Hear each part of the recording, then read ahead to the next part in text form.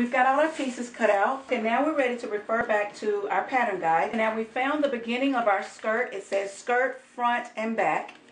And we're going to follow the instructions that they have laid out here on the pattern guide. Now we have here's our skirt piece. We're looking for the skirt. We're going to do the front and the back.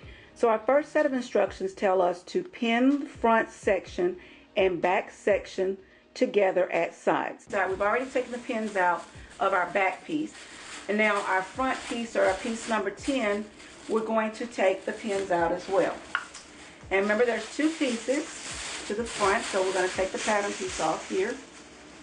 And the rule of thumb when you're sewing is you always sew with the right sides together.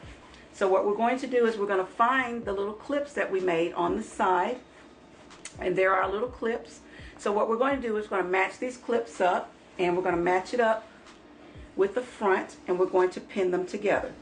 Now we're going to repeat that same thing for the other side of the skirt back. Now we've done just as what the pattern has asked us to do by pinning the front section and the back section together at the sides, and that's what we've done.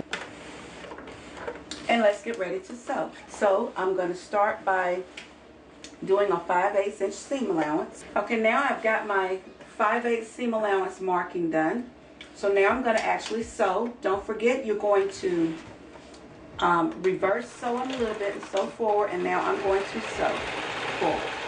One thing you don't want to do, something I just did, but I'm never going to teach you to do it, is when you're sewing, when you get to your pin, stop and remove the pin before you run over, because it will break a needle. Now I have completed sewing together the front to the back on both sides. Now what we're going to do is we're going to do that little 5/8 inch narrow hem down the front, down the bottom, and all the way back around to the other side.